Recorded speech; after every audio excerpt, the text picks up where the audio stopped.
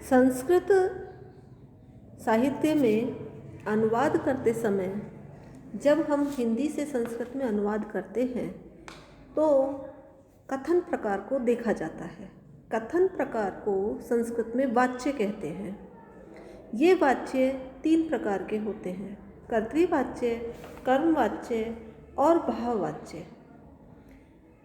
मुख्य रूप से धातुओं के 2 रूप होते हैं, सकर्मक धातु और अकर्मक धातु।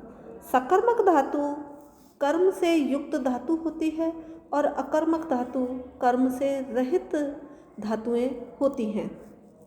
इनमें सकर्मक धातुओं के 2 वाच्यों में रूप प्रयुक्त होते हैं, कर्तृवाच्य में और कर्मवाच्य में, तथा अकर्मक धातुओं के रूप भी 2 वाच्यों में प्रयुक्त होते हैं, कर्तृवाच्य में और भाववाच्य में। कर्मवाच्य में अकर्मक धातुओं के रूप नहीं बनते हैं। इनकी साधारणतया पहचान यह होती है कि इनमें किम, किसका, क्यों प्रश्न नहीं उठता। कर्तृवाच्य में कर्ता मुख्य होता है, कर्मवाच्य में कर्म मुख्य होता है और भाववाच्य में केवल भाव प्रधान होता है। इसी आधार पर ये 3 कथन के प्रकार होते हैं। इन सभी वाच्यों में ध्यातव्य बिंदु यह है कि कर्ता 3 प्रकार का होता है: अस्मद, युष्मद तथा तत्। अस्मद यानी मैं, युष्मद यानी तुम, तत् यानी वह। और इसके आधार पर पुरुष भी 3 प्रकार का होता है: उत्तम पुरुष, मध्यम पुरुष और प्रथम पुरुष। उत्तम पुरुष के साथ जो क्रिया है वह अस्मद के कर्ता के साथ होती है, मध्यम पुरुष की क्रिया युष्मद के कर्ता के साथ होती है और प्रथम पुरुष की क्रिया या अन्य पुरुष की क्रिया तत् आदि संज्ञा और सर्वनाम शब्दों के साथ होती है। मैं, हम दोनों, हम सब इत्यादि यानी अस्मद शब्द रूपों का प्रयोग होता है, तब क्रिया में उत्तम पुरुष का प्रयोग होता है। तुम, तुम दोनों, तुम सब इत्यादि के कर्ता होने पर कर्ता अर्थ में युष्मद शब्द रूपों का तथा क्रिया में सदा मध्यम पुरुष का वचनानुसार प्रयोग होता है। प्रयोग हमेशा वचन के अनुसार ही होगा। एकत्व की संख्या का योग होने पर एक वचन, 2 की संख्या का योग होने पर द्विवचन और 2 से अधिक की संख्या होने पर बहुवचन का प्रयोग होता है। इसके अतिरिक्त शेष जितने भी संज्ञा और सर्वनाम शब्द हैं वो यदि उनमें से कोई भी कर्ता रूप में प्रयुक्त होता है तो क्रियापद में प्रथम पुरुष ही होता है। इस प्रकार हम ये देख सकते हैं कि उत्तम पुरुष का कर्ता सदैव अस्मद शब्द होगा, मध्यम पुरुष की क्रिया का कर्ता सदैव युष्मद शब्द होगा और अन्य पुरुष या प्रथम पुरुष की क्रिया का कर्ता शेष सभी संज्ञा और सर्वनाम शब्द होंगे। और इस प्रकार से प्रथम पुरुष का क्षेत्र अत्यंत विस्तृत हो जाता है। कर्मवाच्य और कर्तृवाच्य और भाववाच्य, इसमें जो अंतर है उसको हम इस प्रकार समझ सकते हैं। कर्तृवाच्य में कर्ता मुख्य होता है और इस कारण से वह प्रथमा विभक्ति में उसका प्रयोग होता है और उसकी जो क्रिया है वह कर्ता के अनुसार होती है, यानी कर्ता का जो पुरुष और वचन है वही क्रिया का पुरुष और वचन भी होगा, उसके अनुसार ही क्रिया का पुरुष और वचन होगा। कर्ता में प्रथमा और कर्म में द्वितीय विभक्ति होती है। ये हम कारकों में पहले पढ़ चुके हैं। अंतर दूसरा यह है कर्मवाच्य का। कर्मवाच्य में कर्म मुख्य होता है और उक्त होता है और कर्म के अनुसार ही क्रिया का पुरुष और वचन होता है, कर्ता के अनुसार नहीं होता। तो कर्ता में कौन सी विभक्ति आएगी? कर्ता में तृतीया विभक्ति होगी, क्योंकि कर्म मुख्य होता है इसलिए कर्म में प्रथमा विभक्ति होगी और कर्म में प्रथम पुरुष का प्रयोग होगा। क्रिया का जो वचन है वह कर्म के वचन के अनुसार ही होगा, क्योंकि कर्म वाच्य में कर्म मुख्य है। भाववाच्य, भाववाच्य में धात्वर्थ की प्रधानता होती है, कर्म की और कर्ता की नहीं होती। दूसरी सबसे जो महत्वपूर्ण बात है वह यह है कि भाववाच्य में कर्म नहीं पाया जाता। इसके कर्ता में तृतीया विभक्ति का और क्रिया में सदैव प्रथम पुरुष एक वचन का प्रयोग होता है। ये ध्यान देने की विशेष रूप से बात है कि भाववाच्य की क्रिया में सदैव प्रथम पुरुष और एक वचन का ही प्रयोग होता है। ये हम इसके उदाहरण आगे देखेंगे, उसके पहले हम अन्य नियमों को देख लेते हैं। क्रिया के नियम। क्रिया दो प्रकार की होती है, परस्मय पद और आत्मनेय पद। यह वाच्य के अनुसार जो क्रिया होती है वह दो प्रकार की होती है, परस्मय पद और आत्मनेय पद।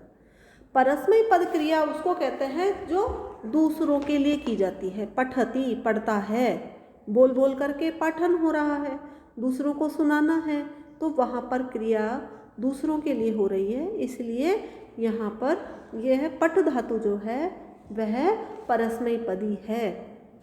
और जो क्रिया दूसरों के लिए नहीं की जाती, स्वयं के लिए की जाती है, वह आत्मनेपदी क्रिया कहलाती हैं।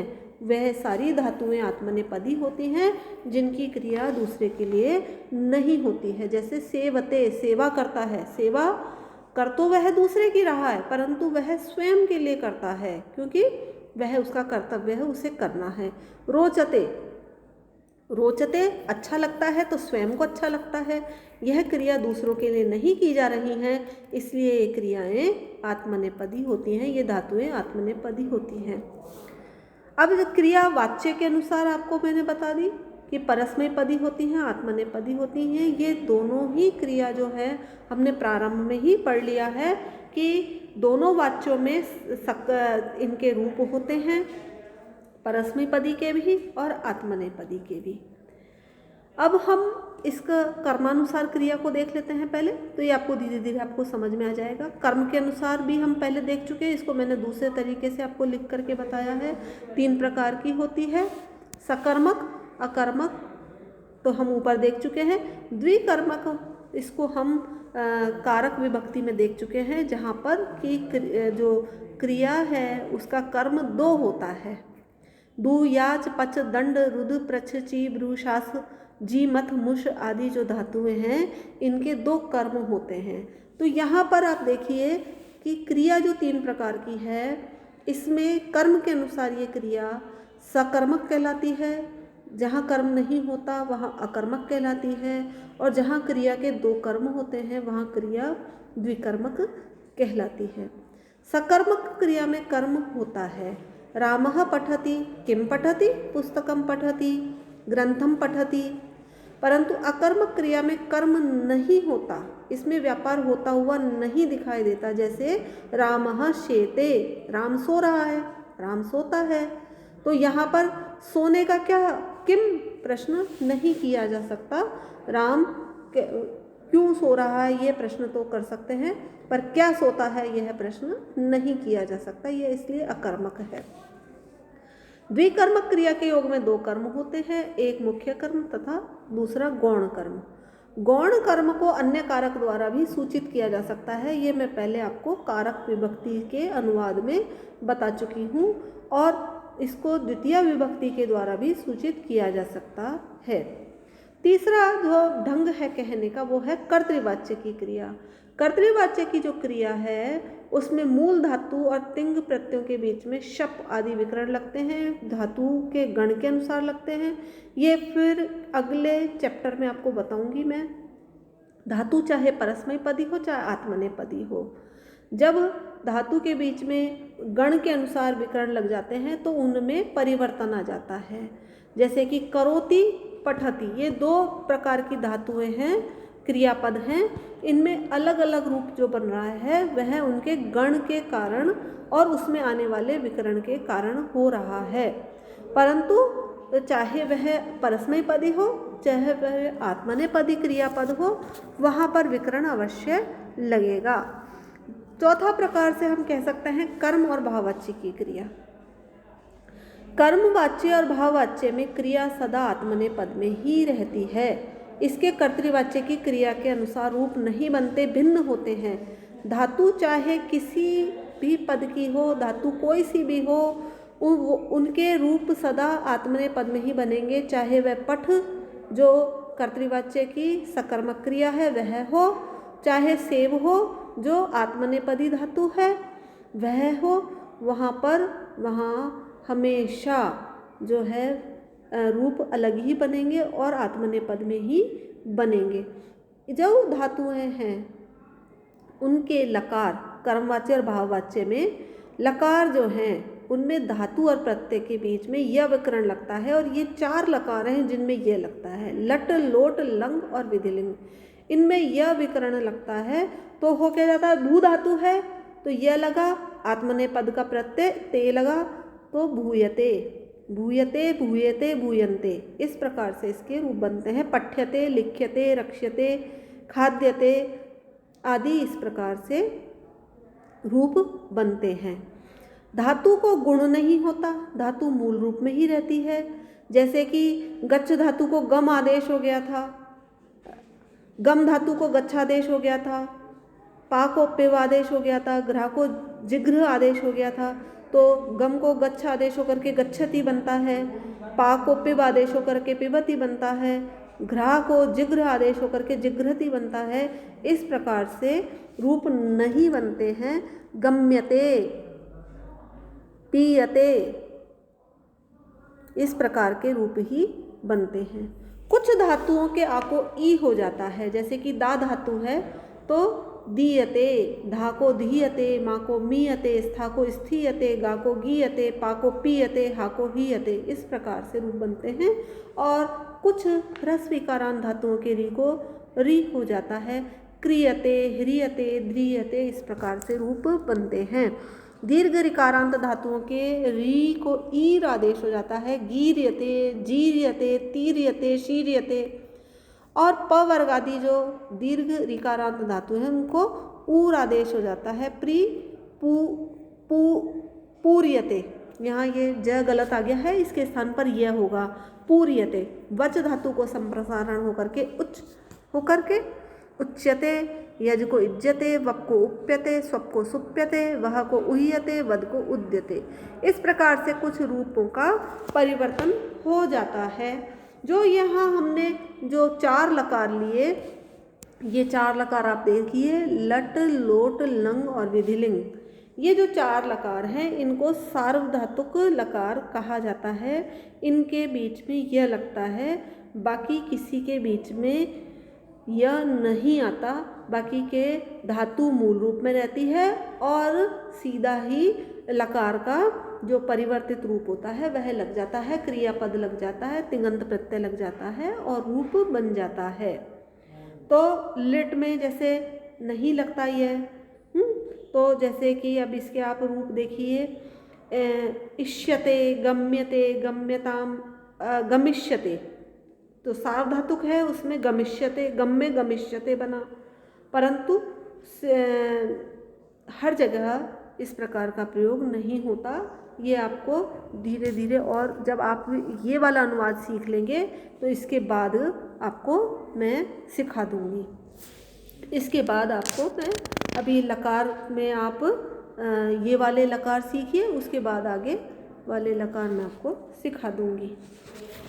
तो अब आप ये देखिए कि कर्मवाच्य या भाववाच्य बनाने के लिए आप ये नियम देख लीजिए कि सार्वधातुक लकारों में ही यकार य लगता है, अन्य में नहीं लगता, और क्रियापद आत्मनेपद में ही बनेगा, आत्मनेपद का प्रत्यय ही लगेगा। धातु में अंतर नहीं आता, मैंने कुछ नियम आपको बताए अभी, वहीं पर ही धातुओं में अंतर आता है। ये जो है 2 आकारांत धातु, ह्रस्व रिकारांत, दीर्घ रिकारांत और संप्रसारण के कुछ रूप हैं, केवल यहीं पर ही अंतर आता है, बाकी कहीं अंतर नहीं आता है, मूल रूप में रहती है धातुएं। तो जैसे कि मैंने आपको बताया दा को दीयते बनाया, और इधर आपने ह्रस्व रिकारांत धातुओं को क्री को क्रियते बनाया, ग्री को गीर्यते बनाया है, वच को उच्यते संप्रसारण करके बनाया है, ह्रस्व ई को ऊ हो जाता है, जी को जीयते है, जैसे हूयते है, हु को हूयते है, दीर्घ हो जाता है। इस प्रकार के अंतर ही आते हैं, इससे अधिक अंतर नहीं आते हैं। तो ये आपका मैंने थोड़ा सा संक्षेप में बताया मैंने आपको। इसके अगले वाले मैं उदाहरण जो हैं वो आपको और दूंगी, जहाँ पर आप उपसर्ग वाली धातुएं और प्रेरणार्थक निच धातुओं में अंतर देखेंगे कि किस प्रकार से उनके रूप बनते हैं। एक बार आपका साधारण अभ्यास हो जाए, फिर उसके बाद आप यदि चाहेंगे तो विशिष्ट अभ्यास भी आपको करा दिए जाएंगे। पहले आप ये वाले सीखिए, क्योंकि एक साथ सब कुछ नया नहीं सीखा जा सकता है। तो आप ये वाले अंतर कर लीजिए। इनके अभ्यास कार्य मैं आपको दे दूँगी, जो अभ्यास कार्य करके आप सबमिशन भी अपना करा सकते हैं। आज के लिए इतना ही कराया जाएगा। धन्यवाद।